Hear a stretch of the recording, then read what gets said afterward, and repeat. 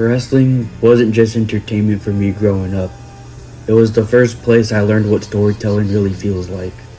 These characters felt larger than life. I wasn't just watching matches, I was connecting with the stories that were being told. That's just the power of wrestling. It blends reality and fiction in a way that pulls you in and hooks you emotionally. In media studies, we call this a parasocial relationship, when we form one-sided emotional bonds with performers. Wrestling is full of them. That's why people care so deeply about these characters. Even if you don't watch wrestling, you can still feel its impact. Wrestling shapes pop culture, from memes to viral moments to stars such as The Rock, Stone Cold Steve Austin, Hulk Hogan, Dave Bautista, especially seeing The Rock and John Cena cross over and transition into doing movies. And you also see them getting into TV and even some get into politics. For me, wrestling is about identity, nostalgia, and connection. But culturally, it shows how storytelling shapes who we root for and what we believe in. Yes, wrestling mattered to me, but it also matters because it's a reflection of me, but us wrestling fans, and our heroes, our villains, and the stories that we keep coming back to. Now, this was my media perspective on wrestling. I have been informed that my announcement has been deemed disrespectful. Listen up, Dwayne, you bald fraud! Ladies and gentlemen, please welcome the greatest of all time! Seth Rollins, I'm coming for you, boy. And I'm coming hard. I am a visionary! I am a revolutionary! The never seen 17! Look at you now, boy! Ah! Look at you now! 4 letters, 1 word. Last real champion, John Cena! What's up, everybody? Welcome to another episode of Rasslin with Ryan. Why you? Oh, yeah. I know it's hard to see, but Oh yeah, you can unblur yours. Let's see here. You can unblur your background there if you can. So the people on YouTube can see that you're holding up a John Cena towel, and then after you show what you have, I'm going to show the audience what we have here in store.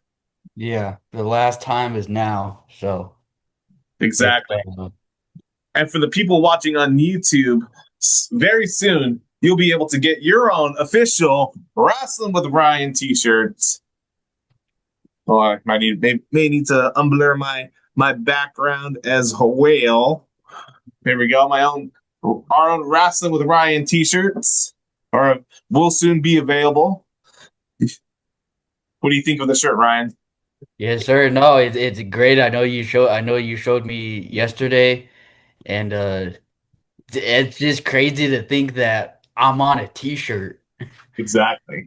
I'm on a t-shirt. My name is on a t-shirt. Exactly. I know it might sound like super cheesy and stuff, but it genuinely feels like I'm a wrestler and this is my merch. Right. Exactly. It does. It really does. Even considering how the packaging came last night, it felt like it was from WWE shop. Yeah, like the whole official packaging and like the way it was wrapped and how you opened it. Right. Exactly. It's like, yeah, it came in the one bag and then it came in like the clear bag to like actually take the shirt out. Right. But yes, we're So not here. Well, we can talk about our merchandise at a different time. Today, this week, it is John Cena week in WWE because sadly, on Saturday, Gunther will maul John Cena to pieces. He's going to choke out the life of John Cena until every last bit of hustle, loyalty, and respect is beaten out of him. Or that's how we said it on Monday Night Raw this past week. yeah. What do you have to say about all this, Ryan? I mean it's bittersweet, and I know I've had like pretty much like more than a year to to process, my hero and my goat retiring, but it's still surreal and crazy that we only have one match left, and then that's it for him. But the good news is that he revealed that he signed a 5-year contract with WWE to be an ambassador. Saw that. So the nice thing is like, yes, even though his last match is on Saturday, this isn't the last we see of John Cena on WWE TV. No, yeah, and I think people kind of get this kind of misconstrued. We're never going to see John Cena wrestle a match again. Nope. That's been established. He's Nope. never. And I know people are like, oh, they do it, and like once Saudi comes calling, it's like the Saudis already asked him to be part of the Royal Rumble, and he politely said no. Right, So but that should show you that he's serious. right, but we will see John Cena again. As far as him being an ambassador, as far as him being a part of the company, doing press, or maybe coming back on a Monday Night Raw or any kind of big event, WrestleMania, PLE, anything where John Cena can fit himself into. WWE will gladly bring John Cena in, and we're going to see John Cena on television. It's just not obviously it's not going to be every week. He's not going to be a part of any major storylines. I mean, it's possible, certainly possible.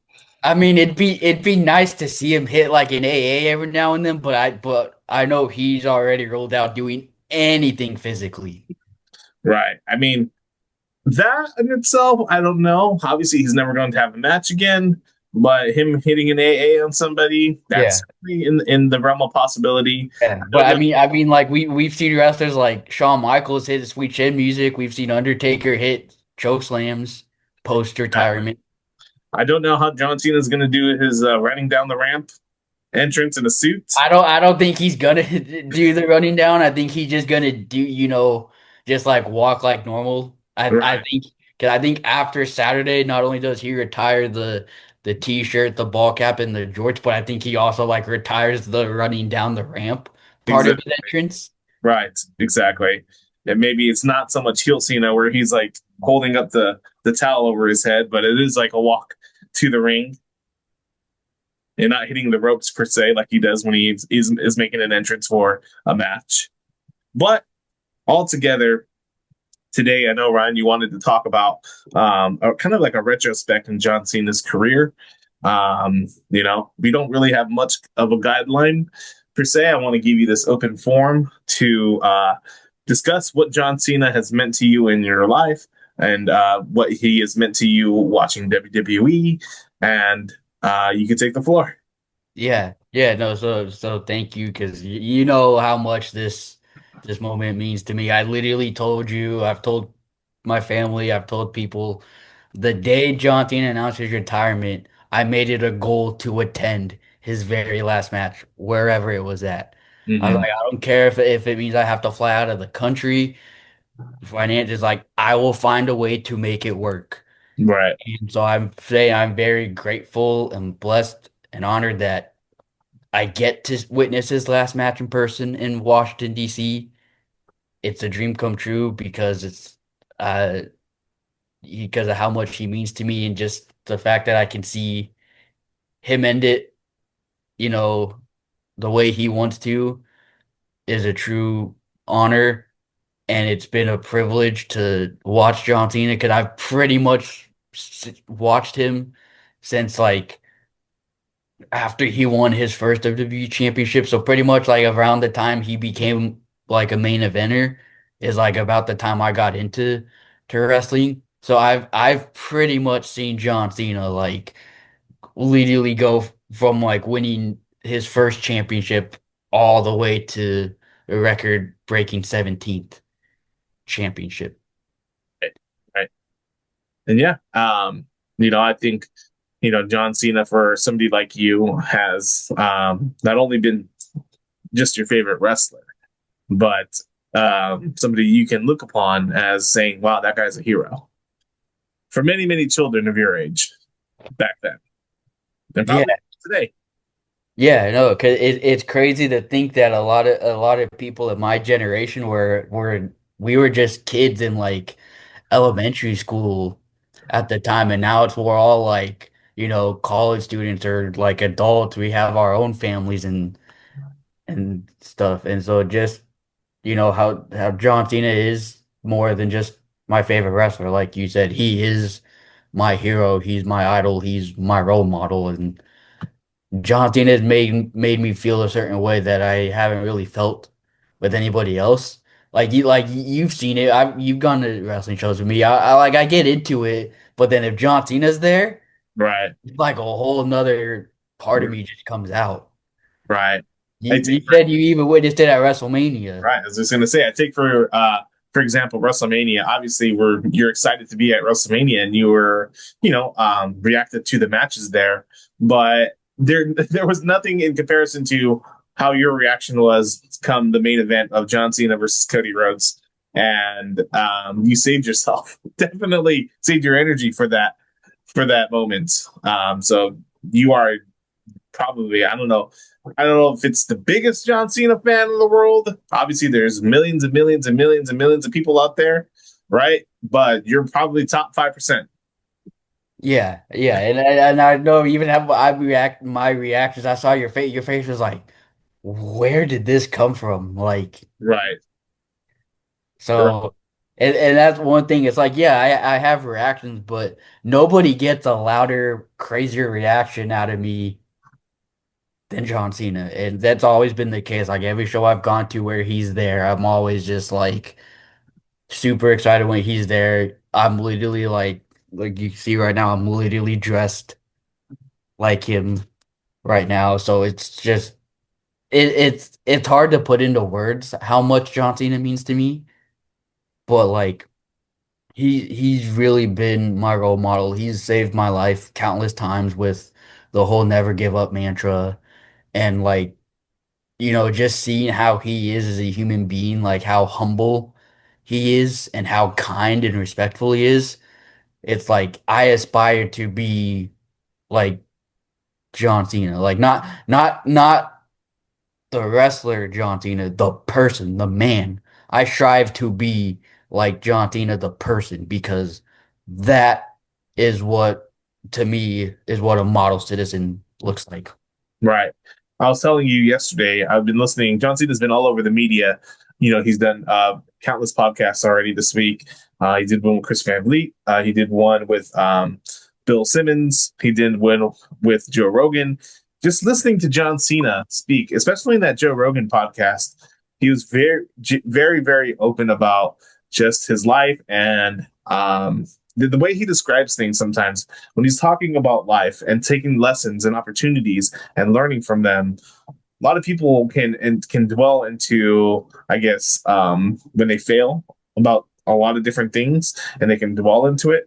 But just hearing John Cena speak about different failures of his life and the way we react to certain situations and the way we perceive certain situations, like failure sometimes when you I guess when you perceive failure, that's because you think you failed at something.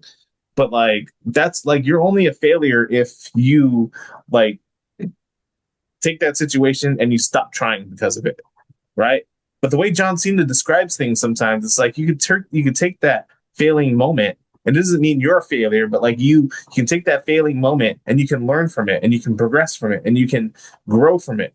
Those are like a lot of the things he was talking about in that podcast, and a lot of different things in his life. And the way he's like very elegant in the way he speaks, sometimes it's like, man, this guy is very, very smart. And he has a lot of different good perspective about life too. And failing moments, like, I don't know, he's been through some in his life. He was talking about his acting career. He's talking about before he got into wrestling, while he got into wrestling, almost getting fired from WWE. You can have failing moments, but that doesn't make you a failure. It's, how you perceive them and you learn from them. So just listening to John Cena speak has been very, very interesting to me.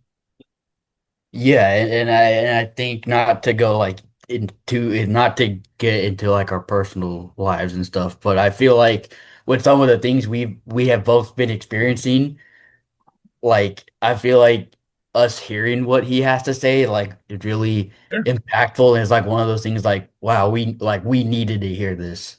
Right, exactly. But sometimes things kind of line up in the way, you know, when you need them the most, right?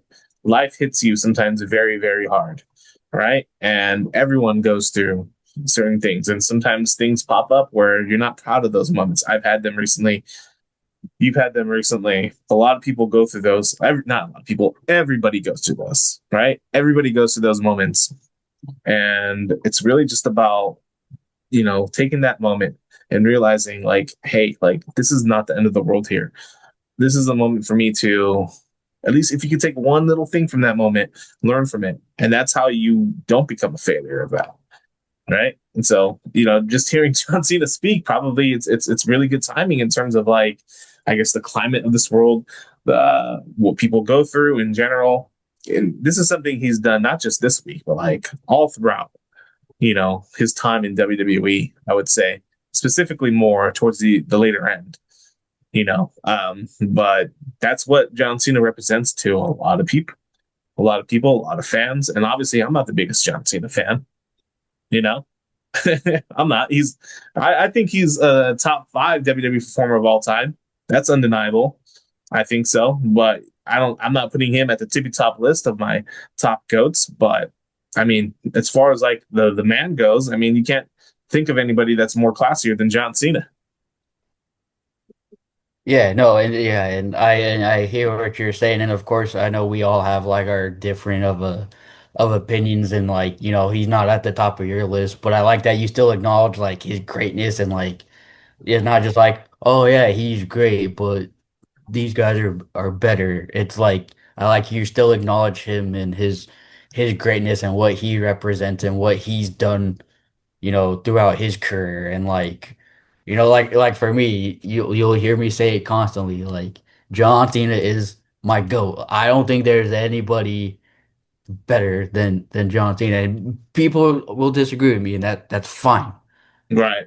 But that is my belief, and I'm sticking to it. And I'm just happy that I got to grow up with John Cena and basically see him become who he is today. And like, he's really helped shape the man I am Right. today, because there's a lot of things that I do in my personal life that are because of him. Like the way I live my life is like I don't give up. Like even when there are times where I want to, there's that part of me is like I can't. I Right. can't do it because, John Cena wouldn't do it. So Right. I can't do it. And then, there's the moments where it's just like, I gotta be like, it's a hard situation, but it's like I gotta be not tough, but it's like I can get through it, and I'll come out at the end of it stronger than I was before. Right. Exactly. And yeah, I think that, John Cena, man, like we can still go on and on and on about this, I guess, like the person he is. So, as you guys know, I've been on a fitness journey the last several months, and as an avid CrossFitter, I'm constantly looking for different proteins to try. And I don't know about you, but I hate protein powders that have that bland, chalky taste. And that's why I'm taking the time out through today's podcast to introduce to you Clear Whey Protein Powder, a refreshing high-protein drink that transforms your post-workout routine. Crafted with pure whey protein isolate, this innovative formula offers a light and flavorful alternative to traditional protein shakes. With zero lactose and zero sugar, it caters to those seeking a clean, transparent approach to fitness nutrition without compromising on taste or quality. My personal favorite flavor is strawberry watermelon. It has that crisp, summertime flavor, perfect for your taste buds. But you can also try wild blue raspberry. Both are incredibly delicious. And with 20 grams of protein per serving, it's fulfilling my CrossFit needs. That's why Clear Whey Protein stands out with its crystal clear appearance and refreshing flavors, making it the perfect companion for your active lifestyle. Whether you're hitting the gym or need a protein boost during the day, this drink seamlessly integrates into your routine. And it's super easy to make. All you gotta do is just add water, mix it up a little bit, and boom, you got yourself a delicious protein drink, and say goodbye to all the bloating from all the other protein products out there. And best yet, I'm offering 20% off to listeners of today's podcast when you go to clearprotein.com. That's KLEAR protein.com. When you go to checkout, all you have to do is put in our discount code. That is LACEEMUP. That's LACEEMUP. That's code LACEEMUP when you go to checkout, and you'll get 20% off Clear Protein products. Elevate your daily protein intake with confidence and clarity. Choose Clear Whey Protein Powder and experience the difference today. There's nothing better than coming home from a long day of work, turning on the game, and having a cold beverage in hand. Just sometimes a beer doesn't cut it. And that's why I'm introducing to you today Cannabis Seltzer from shop.getgoodsfeel.com. It's a redefining refreshment with its innovative range of THC-infused beverages. Founded to offer a new era of relaxation, Good Feels crafts drinks that provide a consistent, clean, and enjoyable experience. Each product is meticulously formulated with high-quality, natural ingredients, ensuring an uplifting mood, without the drawbacks of traditional THC consumption.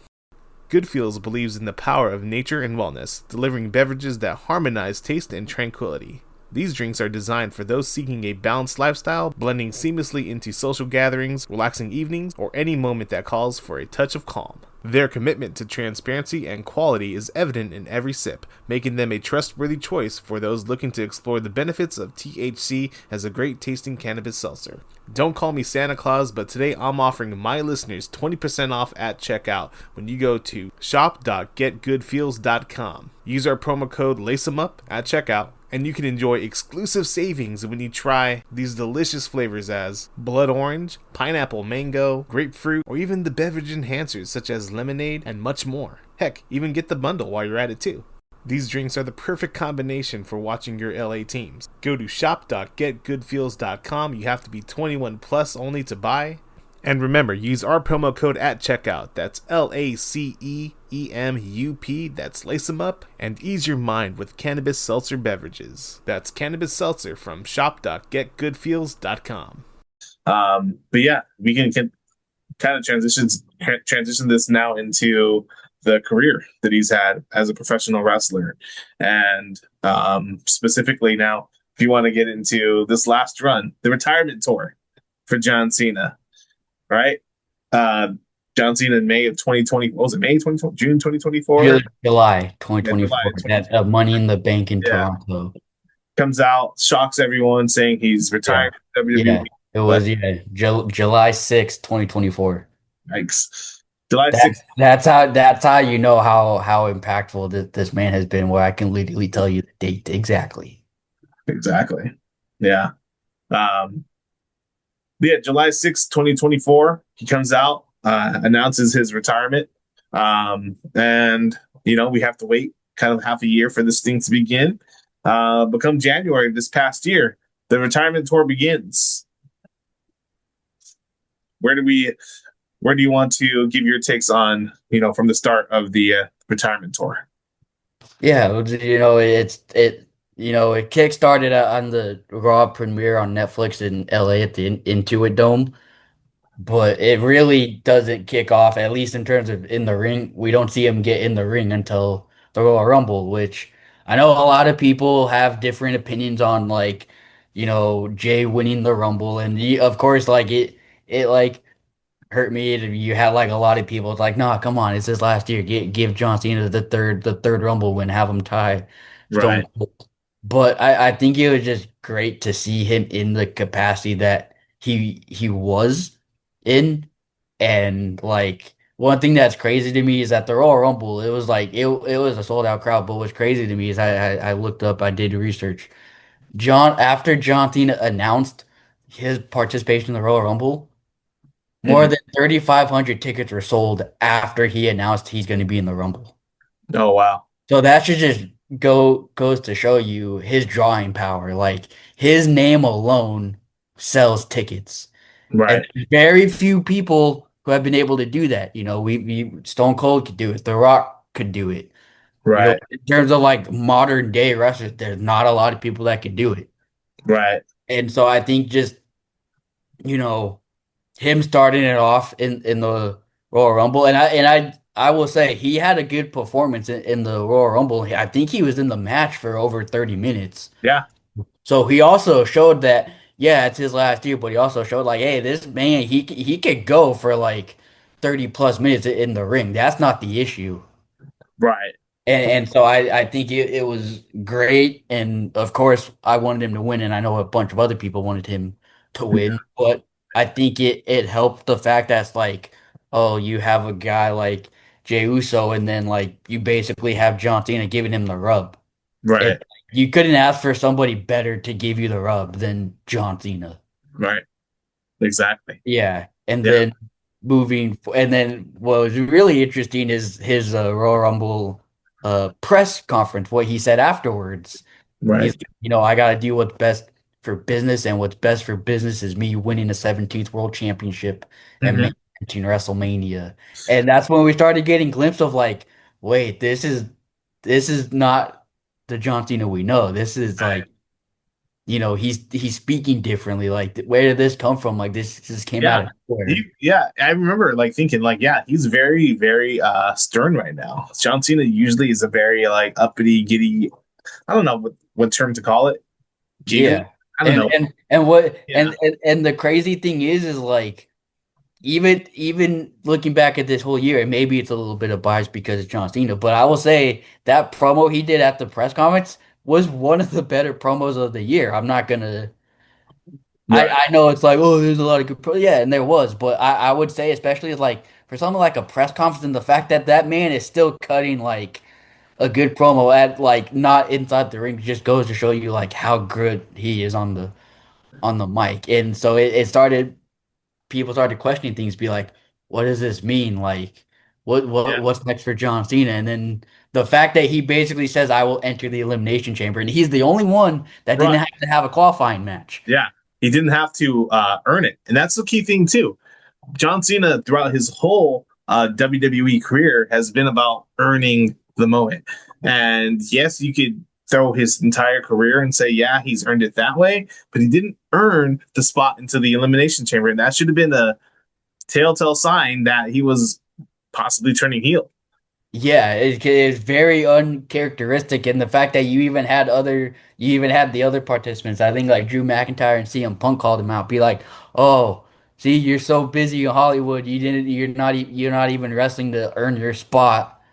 But like whatever. And then you come to the actual elimination chamber match, ends up being a really good match with who's in it and stuff. And John Cena does turn back the clock. Like we see the John Cena of old, Right. with like some of the spots. And then what gets really interesting is at the end when it's down to John Cena and CM Punk.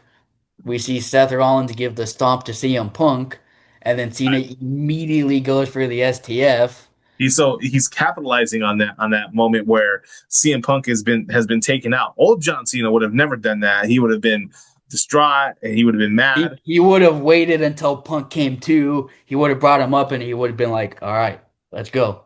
Yeah. But this John Cena, this is like a desperate John Cena. Like he knows, like this is his last chance. If he doesn't do it here, you And could kiss the 17th World Championship ring goodbye. exactly. And not to interject, but like um that's where the heel turn that should have been the precedent for the heel turn, right? Forget about The Rock, forget about Travis Scott, Yeah, because really throw all that out the window. Johnson could have been like, "Hey, I'm desperate. This is my yeah, last year. I right, haven't won a match on television in right. over 7 years. 7 years. He hadn't won a 7 years. match in a singles match since 2018. That should have been the story of him turning heel. Not so much like, oh, you people turned your back against me. Some of You that, or not, oh, and even the facts like, oh, he shouldn't have had to sell his soul. right, But exactly, you had the story was right there. He could have easily come out and be like, I yeah, haven't won I haven't won a singles match on yeah. television in over 7 years. And you can play off of John Cena's insecurities. You play off John Cena's this. John Cena has been Superman in WWE, right?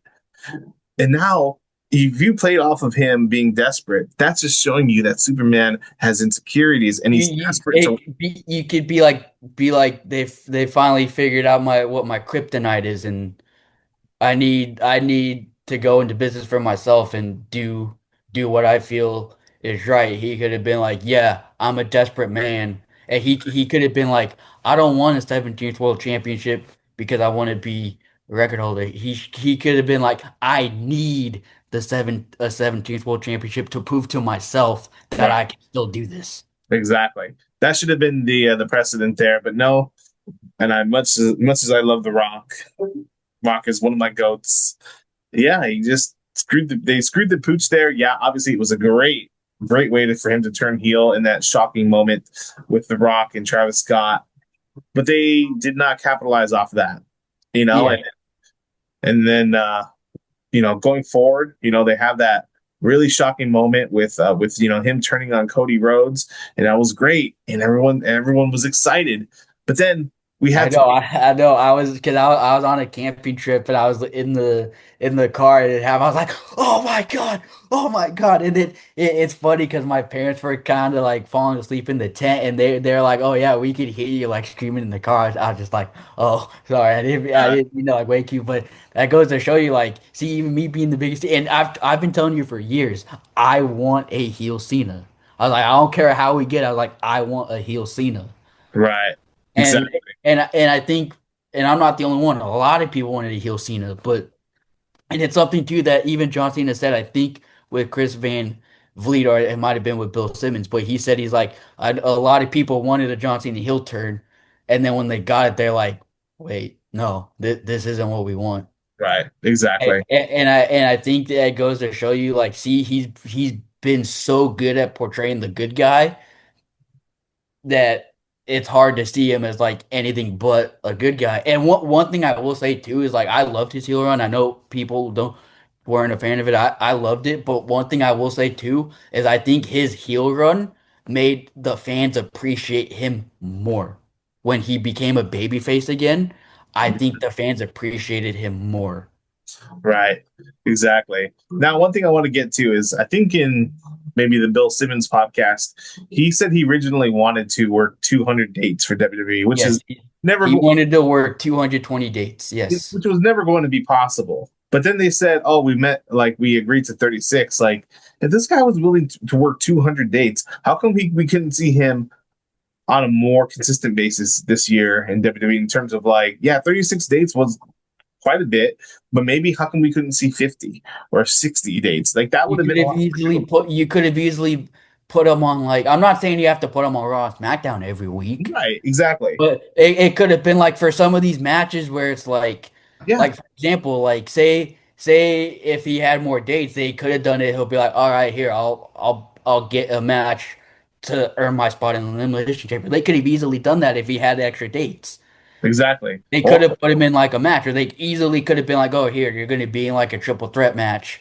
yeah, And then that way he could, not have to do that much. And then he could, win and be like, okay, boom, I earned my spot. And then we wouldn't, and then if we didn't see him again till the chamber, it'd be like, okay, that's fine. He won. He earned his spot.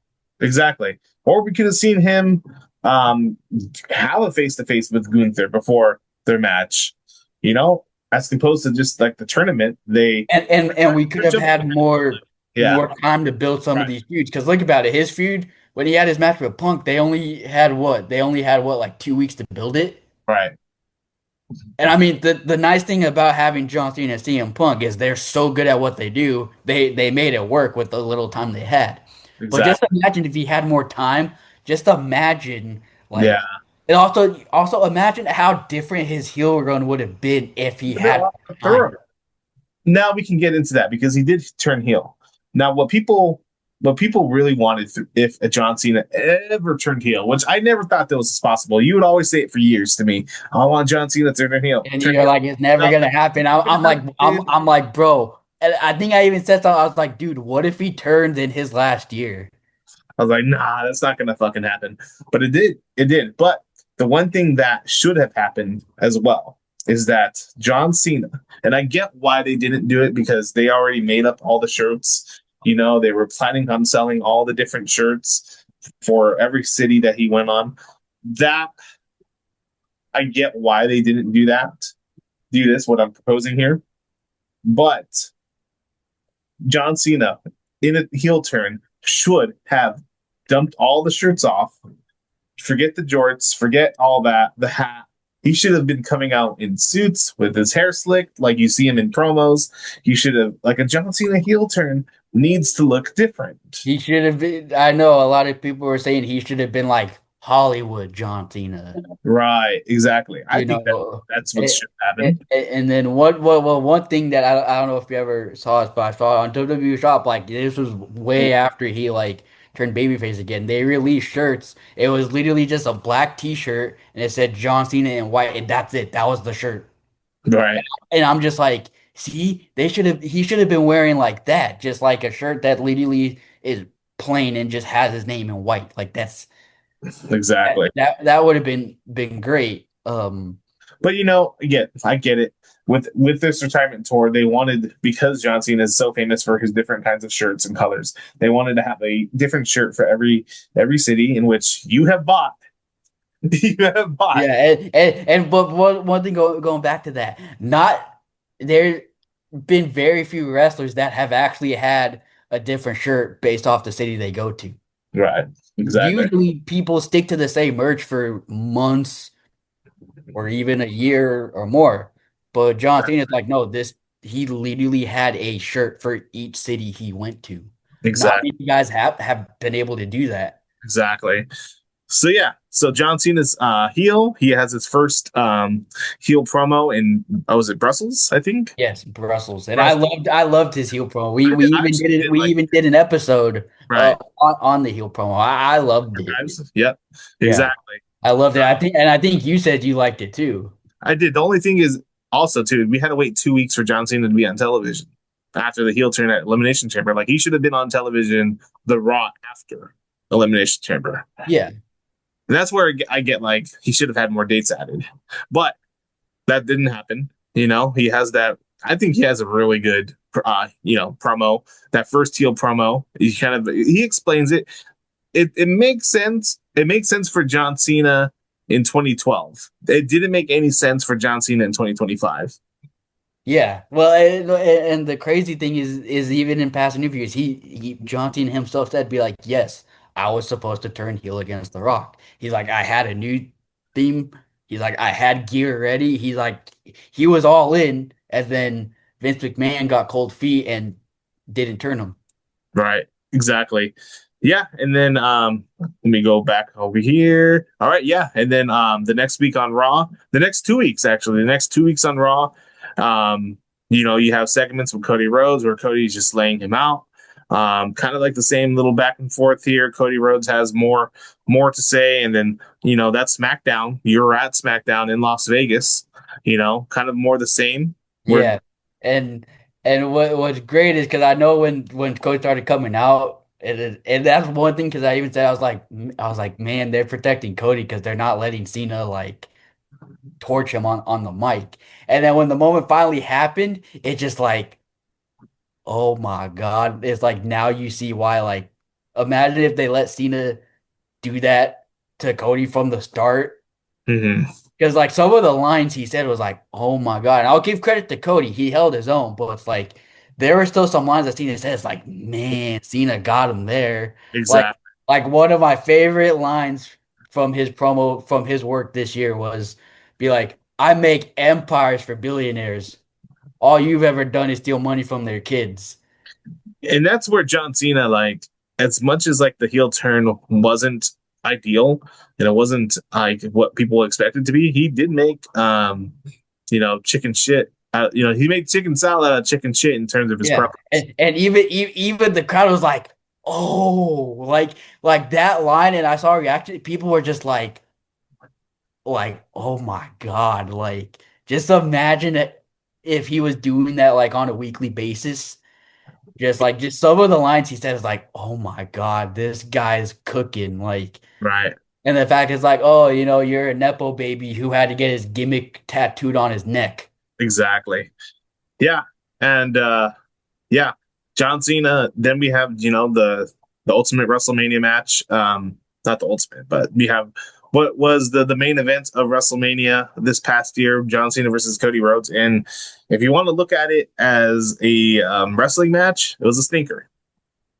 But it wasn't about the quality of the wrestling match. It was about the moment. It was about John Cena finally finally reaching that epic 17th World Championship. A record that nobody thought would be broken Right, ever. Like I think even when John Cena got 16, people are like, "Wait, someone just tied Ric Flair?" Like so, in a record that nobody ever thought would be broken, and the fact that he did it in his last WrestleMania. You can say what you want about the match. Yeah, sure, the match wasn't the best, but like the crowd was into it the entire time. It was a pro Cena crowd.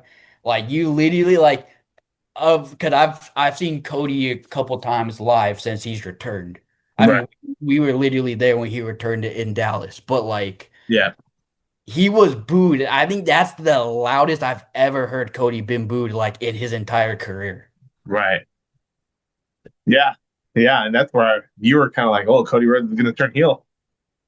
Obviously, that hasn't happened, and we may not see that until maybe a year or two from now. One thing I will say, we have seen a more aggressive Cody Rhodes, so it's like Yeah, I'm fine with him sticking to being a babyface, but like but I like how he's being more aggressive. It's like see that as it's at least some character development instead of him just being the goody two shoes like suit and tie corporate champions. Like no, he has an aggressive side. Like he literally pulled up in Drew McIntyre's truck and beat him up. right, exactly. But off of Cody Rhodes, John Cena beats Cody Rhodes for the title in a moment that is probably in your fandom is probably going to be the best wrestling moment in your life. Yeah, that was the highlight of my career, and like even going because I like recording. Even you told me before you're like Ryan, don't record.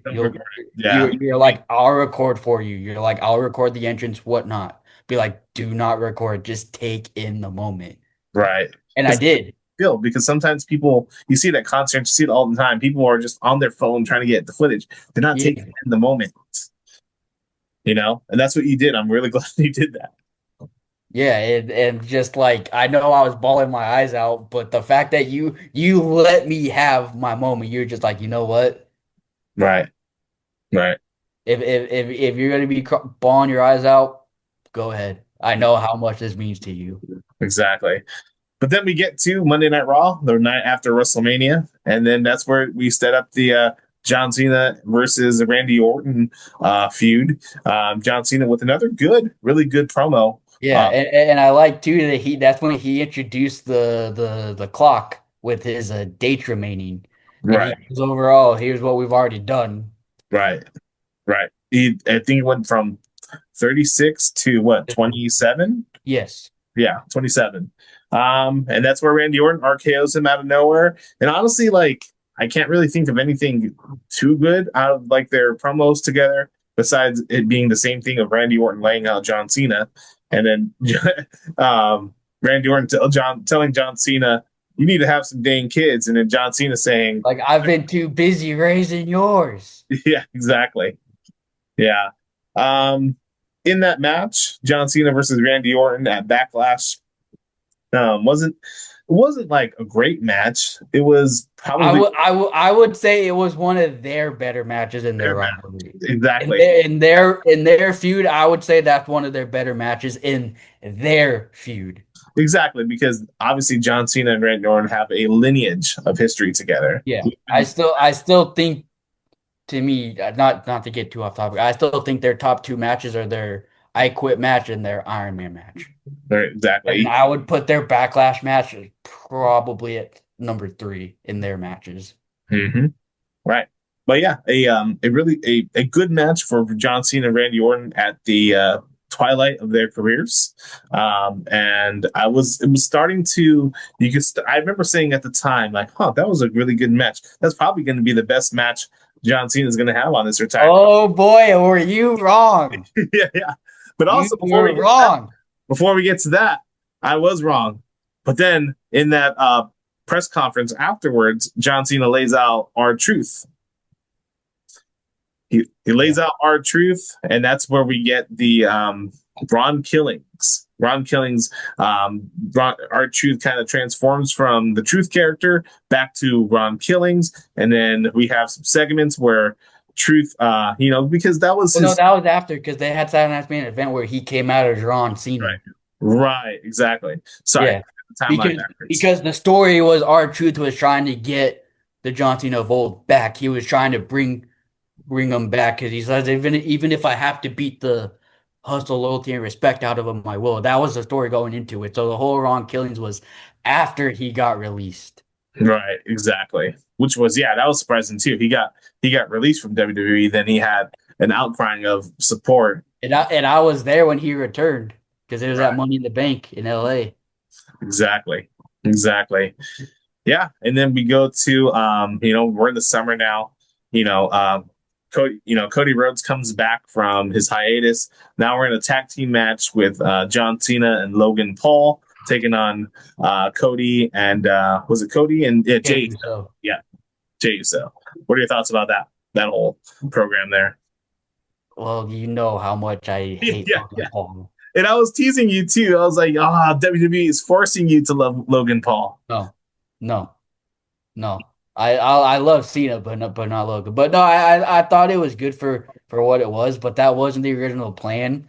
Apparently, I don't know if you saw recent reports of apparently Logan Paul says it was actually supposed to be him, Travis Scott, and John Cena versus Cody and the Usos, but Oh, and Travis Scott backed out like that would have literally been the day of.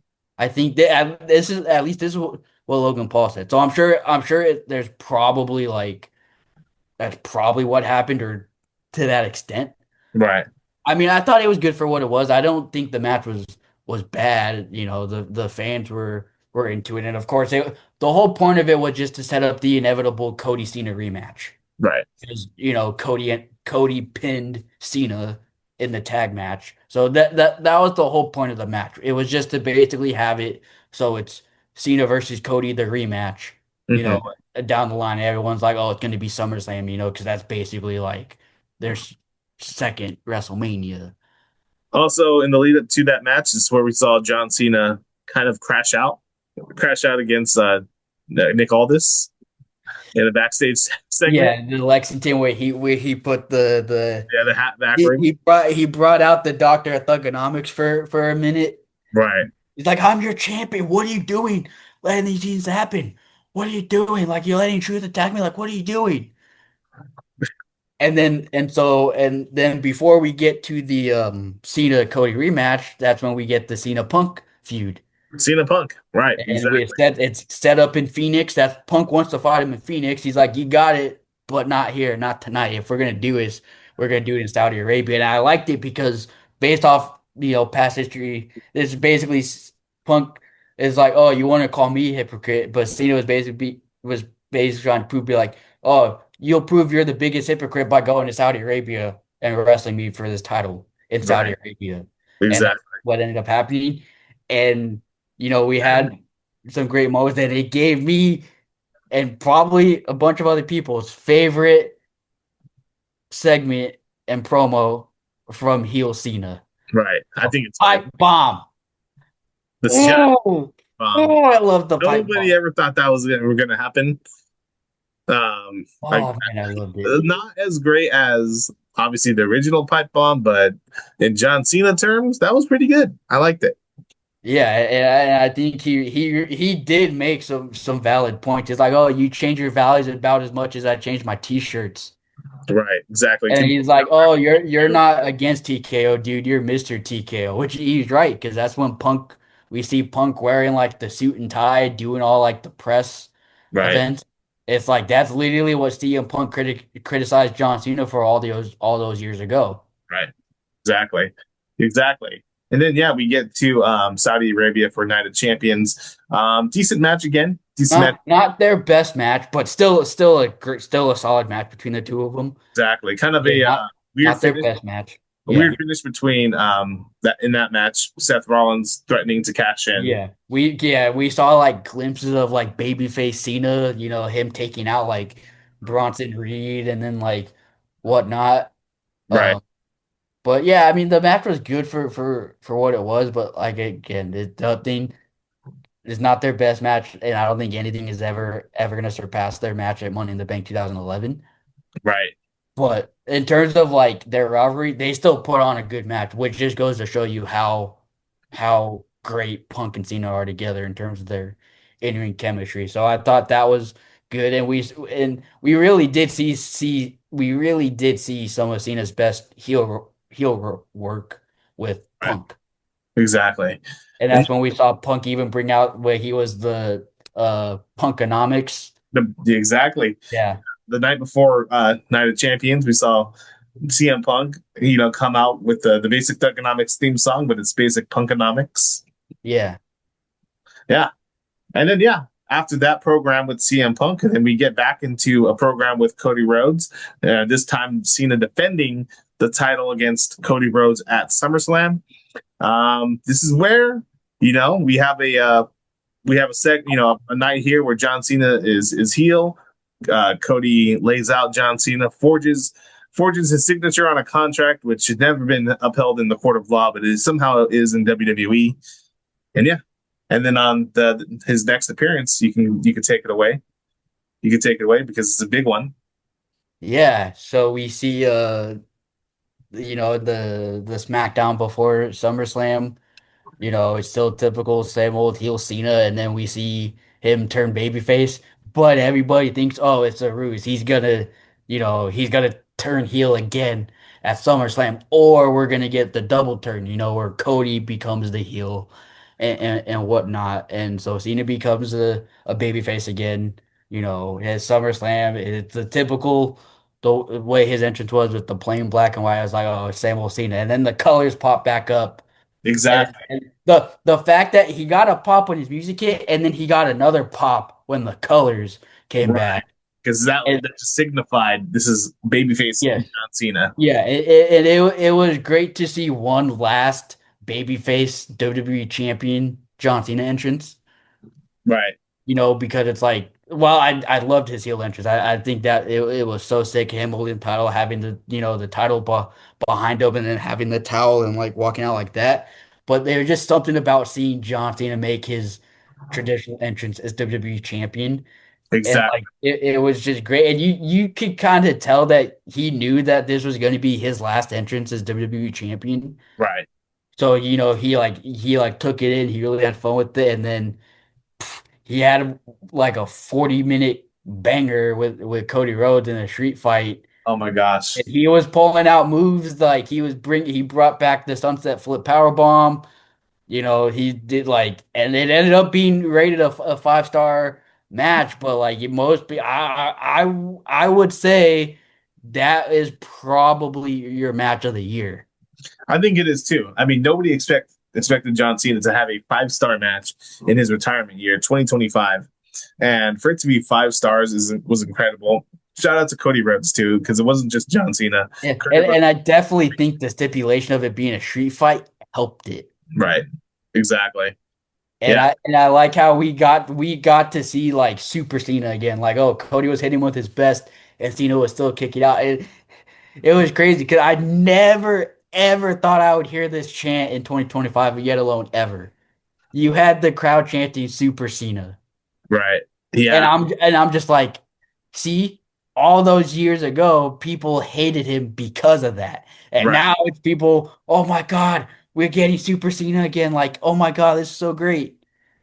So Exactly. I never thought that's the chant I would hear, but I'm happy that that was the case, and it was just good to see like the old John Cena. Exactly. He did get the old John Cena back. And it reminded me of the John Cena from a decade prior. The U.S. Open Challenge, John US Cena. Yeah, Exactly. he was in his bag. I'll tell you, like he had good matches, like even in his heel run. But I've been telling you since he became a babyface again, outside of the Lesnar match, and like yeah, like literally outside of the Lesnar match, John Cena has literally been putting on bangers since he Right. became a babyface again. Exactly. But unfortunately, in a great match, John Cena loses the title. We all kind of figured that after SummerSlam. And his next Yeah, appearance, and I was silent for a little bit after. Like, of course, I had the expectation that it was gonna happen, but right, like even after it happened, like I saw you, you were just like you again. You gave me space. You're like I was quiet for a little bit right, after. exactly. And yeah, And then the next SmackDown after SummerSlam, we see John Cena in a tag match. John Cena and Cody Rhodes versus Drew McIntyre and Logan Paul. Which I am having trouble remembering the finish to that. It might have been a fuck finish. Oh, was that the one where Drew McIntyre laid out Logan? Laid out Drew McIntyre laid out Cody. in the announce desk. Yes. The match ended at the DQ. Cena and Cody won by DQ. Gotcha. And Yeah. I think Drew hit Cena. And it was like that. It had a screwy finish. Right. But of course, this match, it built up the Cody Drew feud. And then, unfortunately, it had my goat feuding with the parasite Logan Paul. World champion. Parasite Logan Paul. A future world champion. He cooked Logan Paul. You can't lie. He cooked Logan Paul in the promos. He kind of did. I'm not gonna lie to you. Especially the whole thing with the Prime. He's like, you use your, to buy another Pokemon card. Yeah. Not all that. And then they had a match, and whoo, man, what a match it was. Right, exactly. Logan Paul versus John Cena. And this is where we start seeing John Cena use moves and finishers of his former, rivals and opponents from the past. This is the start of that. Yeah, like seeing him hit, he got allow, and especially because it was in France. I love that it was in France. He got a massive pop when he hit a Styles Clash. That was awesome. Yeah, that was great to see him hit. He hit a Styles Clash. He did. I think he hit an End of Days. He did Angel Wings by Christopher Daniels, which I know that shocked a lot of people. Exactly. So seeing him hit that move. Right. Exactly. Yeah, no, but John Cena goes over on Logan Paul in a great match. Again, which I'm glad he did. I'm glad because even you were like, no. You're like, it's best for business. John Cena needs to put over Logan Paul. I'm like, hell no. Yeah. And I think now looking back at it, you're like, all right. Yeah, exactly. I am. Plus, they wanted to get Cena to 100 wins. Exactly. On PLEs, because I think that was number 99. Exactly, and he got it. Yeah. But then we see, John Cena, September 5th in his last SmackDown ever in Chicago. With Chicago, who is probably the most anti-Cena crowd you'll ever see. Right. And they were loving Cena. Like, it was crazy to be like, man, is this the same Chicago crowd that booed him out of the building in 2011? Right. Like, they were eating it up. And then we saw, because Sami Zayn was U.S. champ, he asked John Cena if he could continue the U.S. Open Challenge, and he wanted to challenge John Cena, and Cena accepted. And man, those boys put on a clinic. Yeah, they did. And honestly, that was probably the last good SmackDown show we had. Exactly. But that really was, because that match was so good. We saw him hit a spear, and I will say, John Cena's spear was so clean. Again, that's where he's popping out these moves and finishers of people from his past, and it was really cool to see, and some surprising moves too that he could be able to pull off. We saw him hit an angle slam. Right. He almost hit an RKO. Oh yeah. Mm-hmm. Exactly. But yeah, that's where John Cena defeats Sami Zayn. No. That was no contest. Oh, no contest. Brock interfered. That's right. We can go. We can set up because Brock Lesnar, forgot to mention, returned at SummerSlam and F5 John Cena. We didn't see Brock Lesnar all the way until September, but then that sets up a promo on Monday Night Raw to set up the match against Brock Lesnar, and you can take it away. You probably have a lot to say on that. I just wish that match never happened. Mm-hmm. I know what they were trying to do. They were trying to recreate how shocking and special the SummerSlam 2014 match was when he watched Cena, but it didn't have the same effect. Obviously, people didn't want to see Cena lose, and of course the whole situation surrounding Brock, people were unsure. I get why they wanted to build him up, but also I will say this. Don't bring kids in John Cena's entrance. No, you That don't. happened at WrestleMania 39 and he lost. Exactly. Don't bring kids out with the first entrance because that means it's not going to end well. Oh my gosh, it But does not. I will say I did enjoy that entrance. That was a very cool entrance. It reminded me of the entrance he had at WrestleMania, which we were at in LA, where he brought out the Make a Wish kids. That was a really sweet moment. And then you know in this entrance, these poor unfortunate kids, these little guys, all dressed Had up to like John see Cena, him get got to see him get murdered. Yeah, and it's a match that nobody really wanted to see, and I think it was overhyped. And like, not to say that I expected better because I don't expect much from Brock Lesnar matches. Right. Um, but like, yeah, I don't. I would have liked to have seen Cena do more offense, and I would have liked to see Cena win, but I understand why he chose to let Brock go over in the way he did. Hmm. Exactly. But at the same time, I also think uh I don't think Brock needed that win. I think more than anything, bringing back Brock Lesnar is good for the company because he's an attraction. But I think just it was so the match was underwhelming. And it was just so predictable. I think you know if they wanted to really have a feel good moment, they could have had John Cena beat Brock Lesnar. But I think altogether they could have had somebody else for John Cena to wrestle in that match. Yeah. But then we go and then we fast forward to his next PLE match. This was like a feel good think like a we're sorry for that match happening. And so this is basically John Cena goes into business for himself. Right. He basically goes on Twitter and he says, "Do you guys want to see John Cena AJ Styles?" And everyone's like, "Yes." And he was basically like, "Okay, we're getting John Cena AJ Styles." And it basically forced Triple H and the company to to do it. Right. Right. Exactly. And boy, oh boy, did those boys deliver. Oh my gosh. Well, an emotional entrance, I guess, ring announcement. You know, John Cena writing I guess not a letter, but a ring announcement for himself to AJ Styles, and that was really cool. AJ Yeah, Styles coming out in the old TNA shorts was also like a throwback. Yeah. yeah. Those the two like John Cena and AJ Styles have never had a bad match against each other.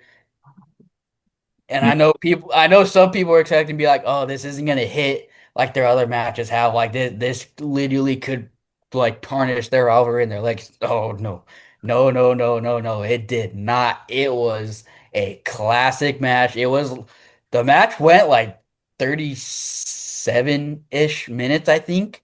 Right. And boy, we saw some really and what one thing I will say, just like the Royal Rumble 2017 match, they did not leave the ring. They did not. They did not leave the ring. Right. Like I know they went on the apron, but that's not going out of the ring, Right. essentially. But we saw John Cena hitting, some classic moves. We saw him hit a choke slam, a tombstone, a Sister Abigail, and what was a sweet gesture, and that got the fireflies out. So that was like an amazing moment. And that was and I'm not gonna lie, that was a really smooth Sister Abigail. Like Yeah. people, you can dog on John Cena's wrestling skills all you want, but there's no denying he pulled out everything. Yeah, he And did. not just that match, but like it just this year in general, he's really going all out. Like Oh yeah.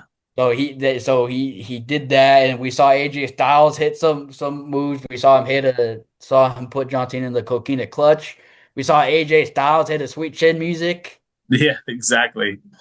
and Just then yeah. yeah, and then it was cool to see John Cena to hit the tombstone, which got a massive pop from the crowd. Right. And then he hit the AA. He beat AJ Styles for his 100th career PLE win. And then there's a fun moment where we thought John Cena was going to hit a 619. Oh yeah. Yeah. And then John Cena did hit an RKO. And Right. and he hit the Randy Orton DDT. he did the same mannerisms and everything. You Right. know, pounding Yeah. Kind of the mat. Yep. the mat and then like the facial expressions. So it was a great match. It was a classic match. Apparently, from what I heard, they got a standing ovation when they got to the back. It's like well deserved. Right. Exactly. I mean, my God. Uh wow, what a match between John Cena and AJ Styles, and just Yeah, going to show that these two the guys the are the unks, both near yeah, 50 years old, exactly. and Yeah. they are honestly they probably had the match of the night. Mhm. Oh yeah, definitely. I mean, John Cena, and just goes to show that these two guys are wrestling. I don't know how to describe it, wrestling bromances or wrestling. Yeah, poets, wrestling, soulmates, whatever you want to call it. But John Cena and AJ Styles, those two guys at an advanced stage in terms of wrestling, can still go out there and deliver. Yeah, no, it's just great to see, especially because like even not to call you out, but the fact that you're like, oh no, John Cena's washed, Right. he can't do it, and then after SummerSlam, and then like after Yeah. look, and then that's when you're like, you know what, he honestly could do this at a high level for like another couple years if he really wanted to. Yeah.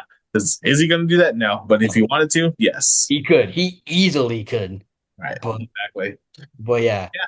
But then we go another month without seeing John Cena, but in his hometown of Boston, Massachusetts, John Cena.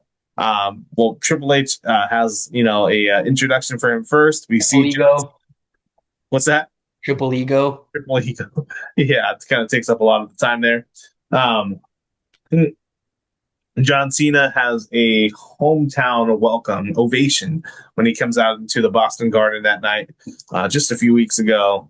And what a moment it was, him winning the Intercontinental Championship. Yes. Yes. It was finally so good to see. Like a lot of people say, I agree too. He didn't need the IC title because his resume and his career already speak for itself. But it just like again, I told you what I said I said there are two things I wanted from the farewell tour. What were the two things I said? You want to see number 17, and you want to see him win the Intercontinental Championship for the Grand Slam. Yes. And I got both of them. You did. And I was so happy. It's great because like you literally you like called me immediately after. You're like, how do you feel? I was Yeah. like, oh man, I'm just like happy he did. I even said I was like, I don't care if he wins it and then he drops in his first defense. I was like, I don't care. I just wanted to see him win it. I just want to see Grand Slam Cena. Grand Slam Cena. We got Grand Slam Cena. Yeah, and it's nice because when he won number 17, he was a heel, so he couldn't really celebrate.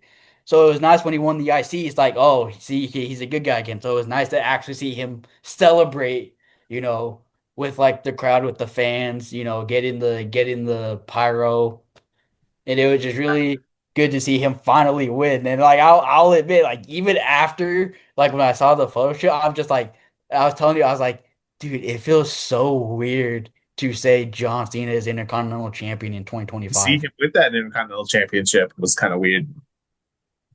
You know? But I'm glad he got it. And one thing I will say, because now we fast forward, it's like we had his last Raw the following week. He did a six-man tag match. It was him, Sheamus, and Rey Mysterio against the Judgment Day in a victory where Cena actually picks up the victory and what very well could be his final WWE victory ever Right. because we that'll be determined come Saturday. But in what could potentially be his last ever WWE victory, I thought it was a fun use of his last appearance. Especially having someone like Sheamus and Rey Mysterio involved. I thought it was a fun match. The crowd loved it.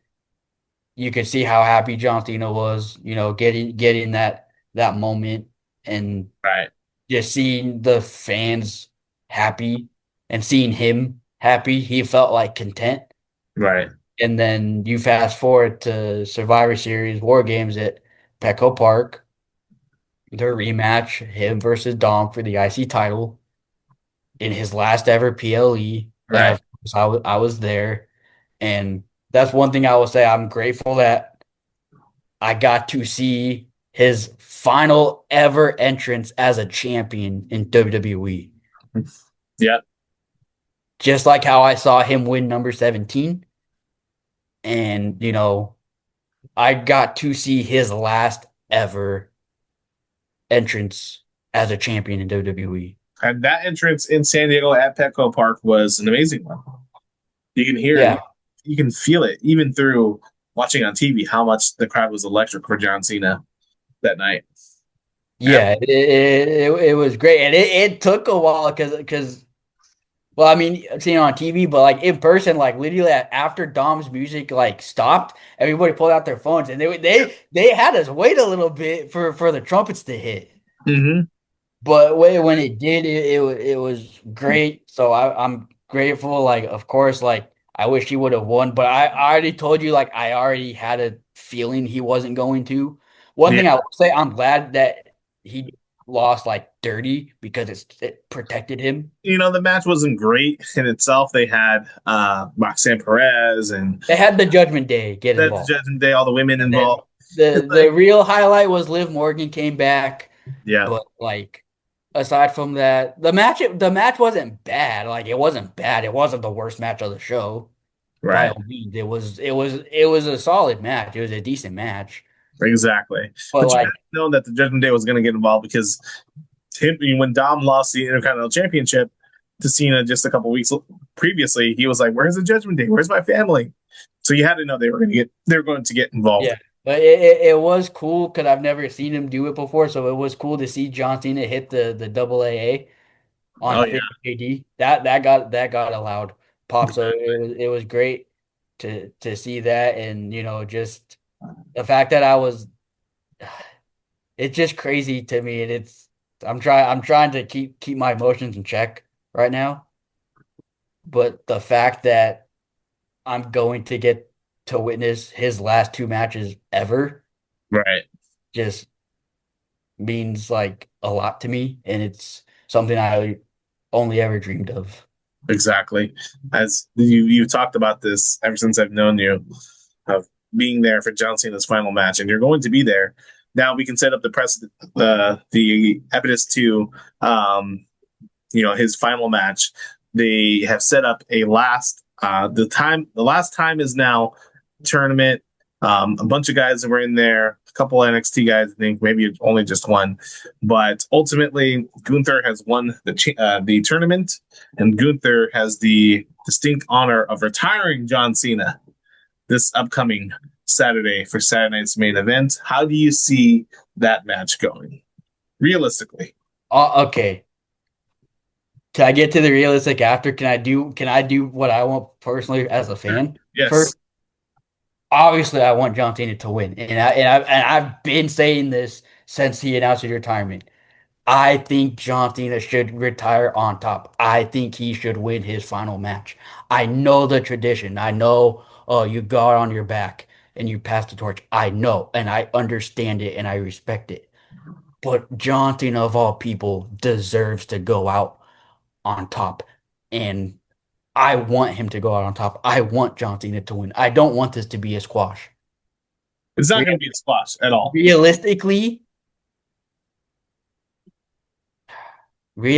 I do see Gunther winning because I think they are trying to build him up to be like the next legend killer because he retired Goldberg. Mm-hmm. He can say, "Oh, I retired John Cena." The one thing I do not want is I do not want Cena to tap out. Right. That would be horrible. I think you cannot have John Cena tap out because it does get Gunther over as a dominant heel. It would be very, very shocking. So it doesn't feel right having John Cena tap out on his last ever match. Like his whole mantra is never give up. Yeah, and I know he's tapped out in his career, but when you think of it this way, he hasn't tapped out since he became a main eventer. The last time he tapped out was 2004. Now look, are they going to play it up during the match? Cena gonna tap out. Is Cena gonna tap out? Of course they're gonna play it up. But ultimately, I think it does not happen like that. I think Gunther wins, but I think John Cena does it, with a finisher and not tapping out. Or I think John Cena is in the was not the Cobra Clutch. What The is sleeper. the sleeper hold? John Cena's in a sleeper and he passes out. He's gonna fight till like the very end. I think he's gonna like get up. He'll probably do it where he like goes against the turnbuckle, he gets him off, but then Gunther's gonna lock him back into it. Yeah, And and then, he's gonna fight until the very, very end. yeah, until he's lifeless. He's that would be a better way for him to go out, not giving up like that. But I think it's going to be a really good match. It's not going to be a squash whatsoever. Yeah, and I know a lot of people are like, oh, he's open. No, he's main eventing, and one thing is, I know it's gonna be emotional after because you already know he's probably gonna be doing his retirement speech after, and I wouldn't be surprised if like after that, well, aside from Gunther, because he's not gonna want to break kayfabe, but I have a feeling you get the locker room's gonna come out Right. like on the entrance ramp. They're gonna give Cena the mic, and they better not give him the Bill Goldberg treatment. They better not cut off his speech. There- I swear, I Oh swear, my if they God, do I that, didn't even realize that. I did not. swear to God, if they do that, You were going to go to NBC's corporate offices or Peacock.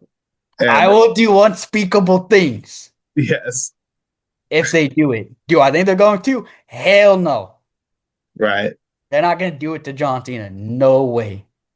exactly. And the difference is this one is on Peacock. It's not on NBC and Peacock like Goldberg's was. Right. So they're going to give him all the time. But regardless, I'm going to be there. So regardless, I'll get to hear his entire speech no matter what. Exactly. Yeah, that makes a big difference too. All right. Yeah, that wow, that was long. That was long discussing his year reign, but I think like altogether we can summarize it as this has been a really successful year for his last run. I mean, you said it too. I think we can say John Cena was the MVP of 2025. 2025. I think he's the WWE Wrestler of the Year of 2025. I think yeah, he has Match of the Year, and I think one bold prediction, I think what's going to happen is before the match on Saturday is that we're going to have Stephanie McMahon in the ring already going into the Hall of Fame. Oh my God, she's gonna induct John Cena, isn't she? She's not going to induct John Cena, but she's going to present. She's going to tell John Cena that he is going into the 2026 WWE Hall of Fame, and I think that's going to happen. Oh, and the fact that it's gonna be in Vegas. Oh. And I even said I was like, okay, wherever his last match is, I'm going. I said, wherever his Hall of Fame is, I'm going. Exactly. I think that's what's going to happen. And I think it'd be really cool because that's one thing too. It's like I think he's gonna be told, yes, you're going into the 2026 WWE Hall of Fame. Yeah. And I think that would be like, kind of the perfect way to end it. Right. And like I said, I imagine the locker room's gonna come out like on stage, and like I know it's wishful thinking for, well, not necessarily. I wouldn't be surprised if we have like guys like Randy Orton, CM Punk, and like Cody Rhodes actually coming out to the ring, like giving him like a handshake and like hugging him, embracing him. And I know this is wishful thinking, but it would be so cool if we got Edge to like acknowledge John Cena. I know it's probably not gonna happen, Yeah. but it would be cool. And I know there's one thing a lot of people are predicting, and I don't see it happening. And I know you love The Rock, but I know you don't see it happening either. Everybody's saying The Rock's gonna come out and tell him you can't retire. I still have your soul. And boom, we're gonna get Rock Cena 3 at WrestleMania. That's not happening. It's That's not happening. No. It's not happening. Not happening at all. But it'd be fun to. I think. I mean, I don't know if The Rock would be there or not. Probably not. But if it were to happen, Rock would say, "You can't retire. I still have your soul." Then John Cena just gives him an AA to close it out. But that's thinking. That's wishful thinking. Or I don't know, maybe they do like a cool thing that way he still retires on top. I'm not saying this will happen, but like say if it were to happen, he gives The Rock an AA, he brings the ref in, and then he pins The Rock. Not to say that's gonna happen, but there's also it's a cool way to be like, oh look, John But then Cena, that kind of negates the Gunther thing. Like, why do that? It doesn't make any sense. let me have my moment, man. Yeah, exactly. But all right. We have been on for over an hour now, but this was a great podcast talking about John Cena. Any last words before John Cena retires? Again, I'm just grateful that I'll get to be at his last match, especially with how much he means to me. It'll be an honor just, you know, to have some sort of presence and impact, on it. And because I know there's a lot of people that are gonna be there, Right. but like this hits different It for does. me because I only ever dreamed of being at his very last match. And I didn't think it would be this year. I thought like, oh, I thought like, okay, we have 2 to 3 more years of John Cena. Like that's what I thought, but I understand why he's hanging it up. It's gonna be sad to see him go, but I'm just honored to say that I got to be a part of his career. I got to see, him grow as a wrestler. I'm just grateful I got to see him win number 17 and that I'm gonna witness his last match. Right. And so I feel like for me this is like the peak and pinnacle of my fandom Right. of being a John Cena fan. Right. And I don't think I could ask for a better way to essentially bow out. Exactly. Like, of course, I'm still gonna watch WWE. I'm still gonna be a fan. We're still gonna talk about it. Like, I'm still gonna go to shows. Like, that's not gonna change. But I've told you this. It's not gonna hit the same for me after Saturday. Meanwhile, their next favorite current wrestler after John Cena wrestles is Seth freaking Rollins. Ugh. Ugh. I'm joking. Seth Well, Rollins. he's out right now too. So, Yeah. Well, all right. it'll be yeah. But it's gonna be an emotional night for me on Saturday for sure. I'll be there live. I'll do my best to post on the Instagram. If I don't be mad because like It's okay. Yeah. I want to embrace the moment. And I want to take it all in. Exactly. And this time I think I will record his entrance because it's like this is his last ever entrance as a wrestler. Right. Exactly. So I think I am going to record it Yeah. just so I could be like I got to witness his last ever entrance. Exactly. But all right. That does it for today's podcast, guys. This was an homage to John Cena. Thank you guys again for listening. Thank you guys for supporting.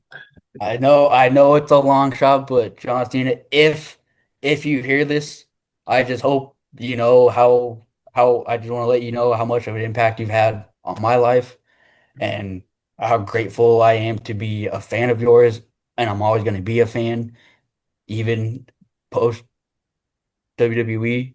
You're still my GOAT. You're my hero. You're my role model, and hopefully our paths cross again.